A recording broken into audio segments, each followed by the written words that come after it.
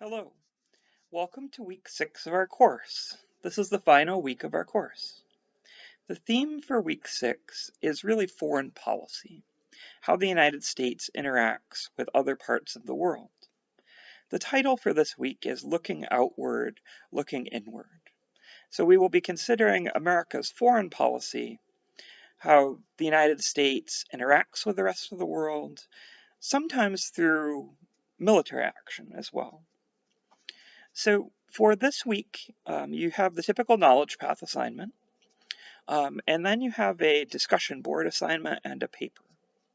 The discussion board assignment asks you have a choice of one of two questions to respond to, both of which deal with foreign policy. One question asks you to consider what ideology has had the greatest impact on American foreign policy in the 20th and 21st centuries. An ideology is a belief system.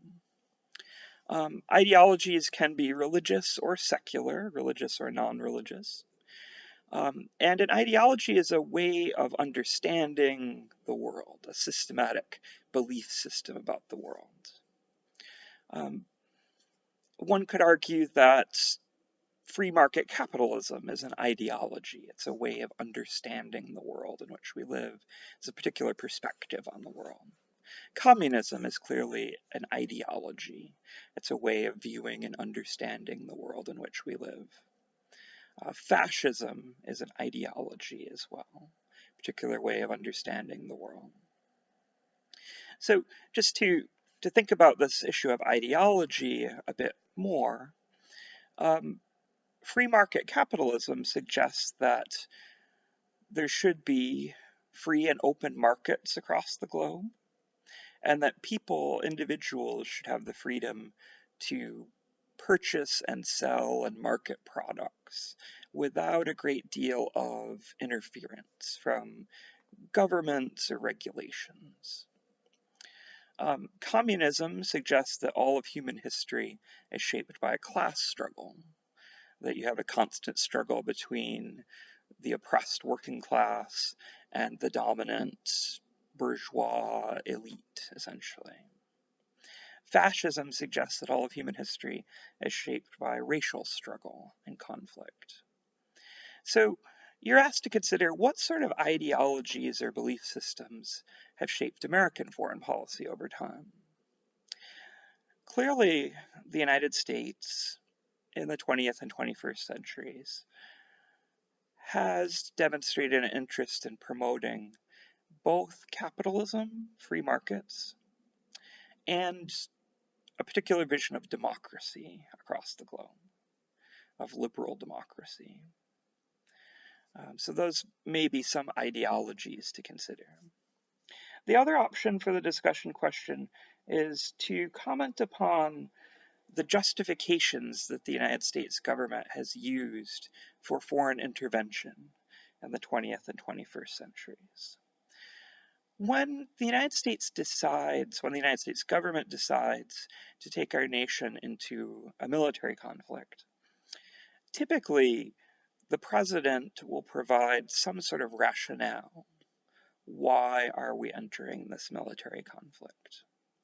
And then if you're looking at the 20th and 21st centuries, the major conflicts would include World War I, World War II, the Korean War, the Vietnam War, the Persian Gulf War, and the more recent conflicts in Afghanistan and Iraq that are part of the global war on terror.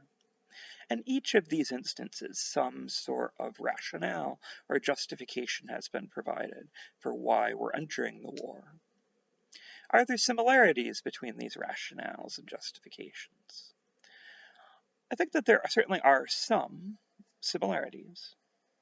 One common argument that's put forth is that the United States is going to engage in combat in order to protect and preserve and extend freedom and democracy. So this is a claim that's frequently been made in support of American military intervention. Another claim that's made is self-defense or self-protection has often been made as well. the United States is fighting abroad so that we don't have to fight at home, that we can eliminate threats overseas so that we don't face these threats in our own communities ultimately. You also have a writing assignment for this week. The writing assignment also deals with foreign policy, and you're asked to reflect upon the Monroe Doctrine and the reinterpretation of the Monroe Doctrine in the 20th and 21st centuries.